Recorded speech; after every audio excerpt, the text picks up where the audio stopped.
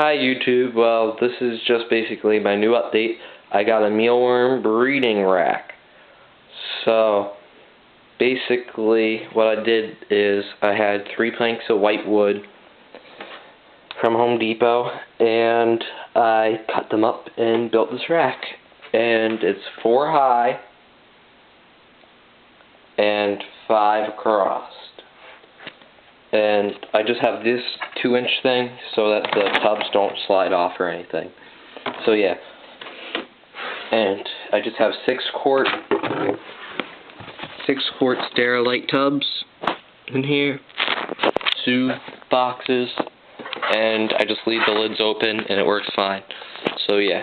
So anyway, as I said, 5 crossed, 4 up.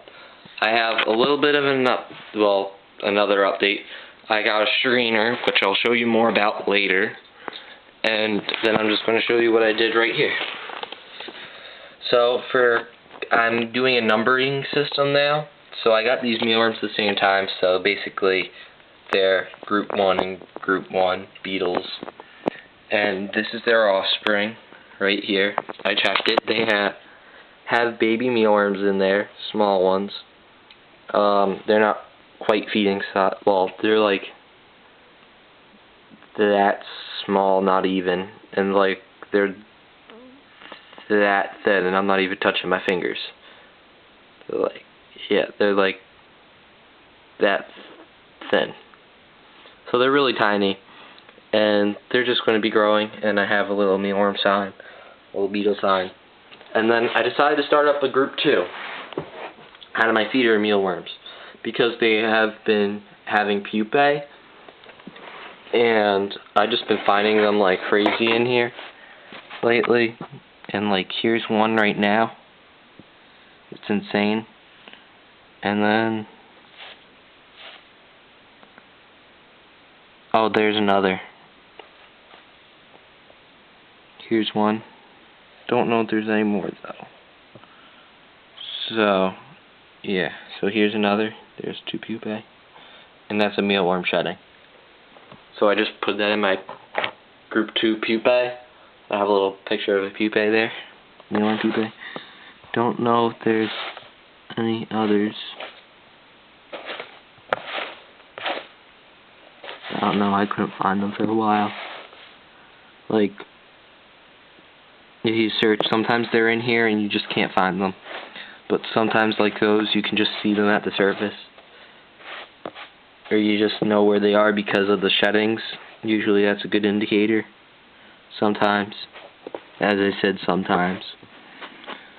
Yeah, so I've just been finding mealworms like pupae like crazy in there. I must have like 40-something pupae right now. And some of them have turned into beetles. And, well, one of them has so far. And that one, I actually had a couple more, but I shoved 2 in there, which I'm not going to because I talked it over with a breeder. I breed some. Here's a mealworm beetle that I put in here. I don't know why he keeps getting flipped over. It's kind of weird. There he is, right there. And I just put an egg carton in there, which is really, really nice. He just has to get used to climbing in here, like the other ones have. So, it's really nice, it's low, and they have about 2 inches of space so they don't climb out. And it's really, really nice. And I can't wait till the new ones start hatching, and I even have a group 2 beetle thing. And that's how I'm going to be numbering them lately. And that's basically it for here. Like my mealworm rack system for breeding. Oh, and I'm also going to get new mealworms in here that I'm going to be ordering this month, hopefully January. So yeah. Well, now I'm going to move on to the strainer.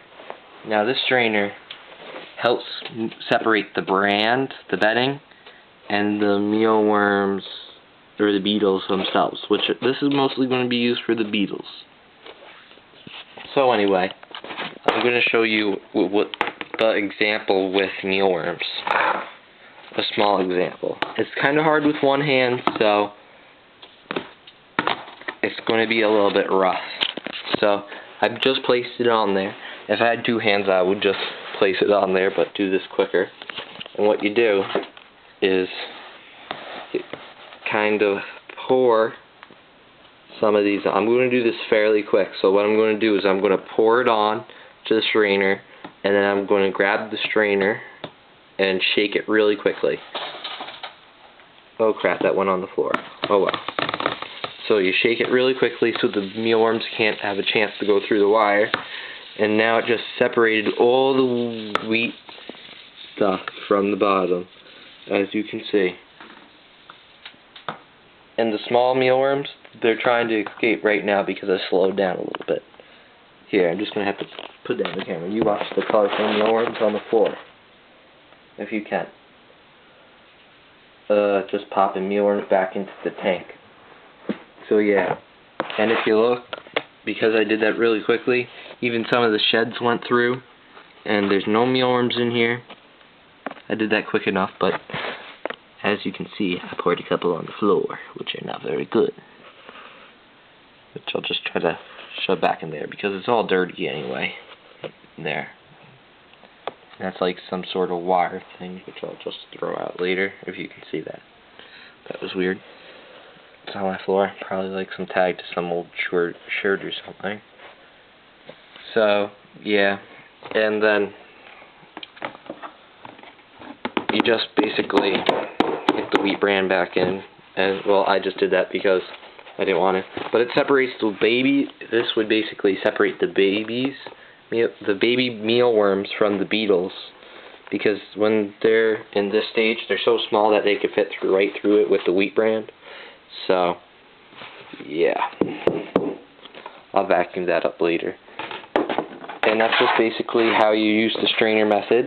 You can't use the strainer method with Quaker's Oats, though. That's why I use wheat bran. I got my wheat bran from King Cullen, and that's what I've been using. I use Hodge Mills wheat bran. And yeah, so that's basically my strainer, my mealworm groups, my mealworm rack system that I have. It's pretty nice. I even have backs, and I don't know if you can see that, but right back here, there's a back. Right where my finger is, there's a back. So that's pretty nice. And I just had that following down. And I built this in one night, so it was pretty cool.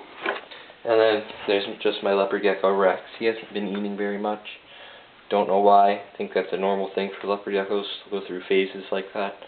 So yeah. So anyway, I do have an update on my sugar gliders. Now, sorry, it's a little bit dark. Now my dog's coming. Well, anyway, I got this chain thing. I don't know if you saw it before or not, but I'm going to show it to you again if you did. Got a nice chain thing for them. It's like a Bright Stars or something for little kids. Don't know what that is exactly, but that's what I have. It's a little rope that they can climb up. I have little ledges that are made out of like fleece and felt and stuff. And yeah, and I just need to clean up this pouch and this pouch, which they're probably in right now, so I'll grab one. Yep, they're in this one. Okay, I got one. So here's one. This is Raven. And I'll just put her on this little rope thing. She'll go on it, hopefully. Sasha's in there. Oh, and there she was. I'll grab her again and see how she climbs up it, because I wasn't really paying attention to her. No, go up there. Go up there. No, she's going to jump. I don't want you to jump. Well, there she goes. Your little sister will do it. Or sister. I don't know if she's smaller. Sasha's probably older. She's more mature. There, you got to see her climb it a little bit. Come here. She couldn't run. I'm going to grab her. I got her. I got her. I'm not hurting her at all. I'm going to grab her sister. See, I got her tail right now. It doesn't hurt her because I'm not pulling on it hard at all. Just picked it up. Here she is. This is Raven, and that's Sasha. So yeah, that's just basically my update. Have a little cat toy in there, as you guys saw before. And that's just basically my update with all my pets and all my new stuff.